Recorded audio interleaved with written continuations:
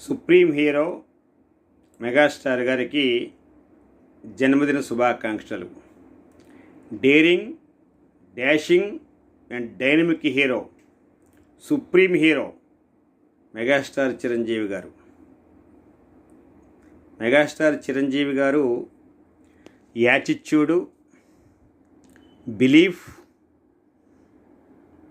అలాగే dedication, hard work ఇవన్నీ కలిస్తే మెగాస్టార్ చిరంజీవి గారు.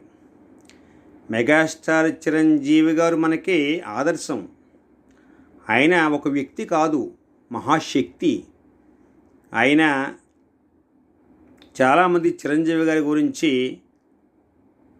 అక్కడెక్కడ కొంచెం విమర్శనాత్మకంగా మాట్లాడడం, లేదా చిన్నగా మాట్లాడడం మనం వింటూ ఉంటాం. అసలు ఆయన గురించి ఏం తెలుసని మాట్లాడుతున్నారు వాళ్ళు, తెలియదు వాళ్ళకేమి ఆయన గురించి. గొప్ప అద్భుతమైన వ్యక్తి ఆయన గొప్ప హార్డ్ వర్కర్. అలాగే ఆయన గొప్ప బిలీఫ్తో ఉన్నటువంటి వ్యక్తి. నేను ఏదైనా సాధించగలను అనేటువంటి నమ్మకంతో పనిచేసిన వ్యక్తి ఆయన సామాన్యుడు కాదు. ఆయన గొప్ప వ్యక్తి అనడం కూడా కాదు, ఆయన గొప్ప శక్తి అని చెప్పాలి. ఇంకా పవన్ కళ్యాణ్ గారు సినిమాల్లోకి వచ్చేసరికి కొంతవరకు చిరంజీవి గారు ఆర్థికంగా స్థిరపడి బలపడి ఉన్నారు. చిరంజీవి గారు సినిమాల్లోకి వెళ్ళేసరికి చిరంజీవి గారు ఆర్థికంగా ఏమి పరిపుష్టతలో లేరు. ఆర్థిక పరిపుష్టత అప్పుడు ఆయనకు లేదు.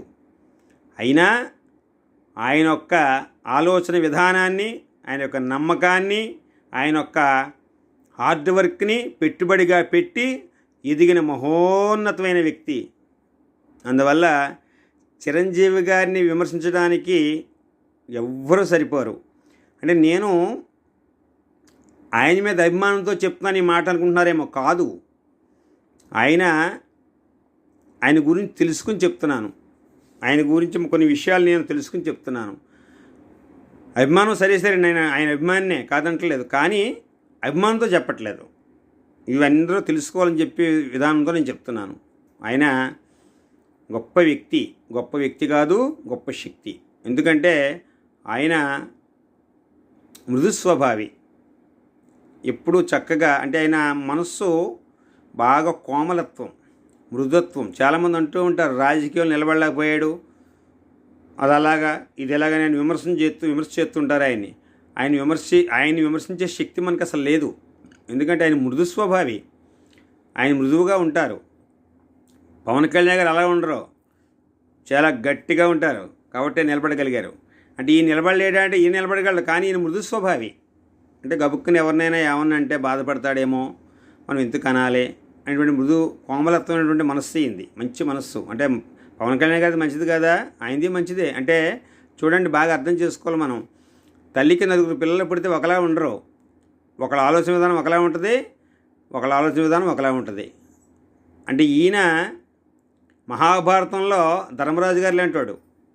ఈయన గబుక్కుని ఎవరి మనసును నొప్పించి మాట్లాడే మనస్తత్వం కాదు ఈయనది. పవన్ కళ్యాణ్ గారు భీమసేనుడు లాంటివాడు. భీమసేనుడు చూడండి, గిర్ తిప్పుతాడు గదా పని వచ్చినప్పుడు. అలా భీమసేనుడిలాగా ముందుకు దూకే స్వభావం పవన్ కళ్యాణ్ గారిది. అందువల్ల చిరంజీవి గారిని మనం ఎవరూ తక్కువ చేసి మాట్లాడటానికి లేదు. ఆయన మహోన్నతమైనటువంటి వ్యక్తి, ఒక వ్యక్తి కాదు, శక్తి. ఆయన చూడండి ఎన్ని కార్యక్రమాలు చేస్తున్నారు. ఇవాళ ఐ బ్యాంకు, అలాగే బ్లడ్ బ్యాంకు, ఇవి సామాన్యమైన కార్యక్రమాలండి, గొప్ప కార్యక్రమాలు. ఆయన్ని చూసి మనం నేర్చుకుని ఆయన యొక్క విధానాల్ని, ఆయన యొక్క యాటిట్యూడ్ని, ఆయన యొక్క బిలీఫ్ని, ఆయన యొక్క హార్డ్ వర్క్ని, ఆయన యొక్క కమిట్మెంట్ని, ఆయన ఫోకస్ పెట్టి పనిచేయడాన్ని మనం చూసి నేర్చుకోవాలి. ఆయన్ని అనుగమించాలి మనం. ఎందుకంటే ఆయన అనుసరించి మనం వెళ్ళాలి. ఆయనలో క్వాలిటీస్ చూసి మనం అనుసరిస్తే కొన్ని క్వాలిటీస్ అయినా మనకు అబ్బుతాయి. అలా ఇన్ని గుణములు కలిగినటువంటి వ్యక్తి చిరంజీవి గారు. అందువల్ల చిరంజీవి గారిని ఎవరు కూడా వేలెత్తి చూపడానికి కానీ, చిరంజీవి గారిని విమర్శించడానికి కానీ ఎవరూ సరిపోం. ఇలాంటి వ్యక్తులు మనకి అరుదుగా కనిపిస్తూ ఉంటారు. అందువల్ల చిరంజీవి గారు అంటే చిరంజీవి గారే. ఆయన ఒక ఆలోచన దృక్పథం, ఆయన ఒక నమ్మకం, ఆయన కట్టుబడి పనిచేయడం, ఆయన అలాగే ఫోకస్ పెట్టి పనిచేయటం, డెడికేషను, హార్డ్ వర్క్ ఇవన్నీ కలిస్తే మెగాస్టార్ చిరంజీవి గారు. కాబట్టి చిరంజీవి గారిని చూసి మనం కొన్ని నేర్చుకుందాం, నేర్చుకునే ప్రయత్నం చేద్దాం.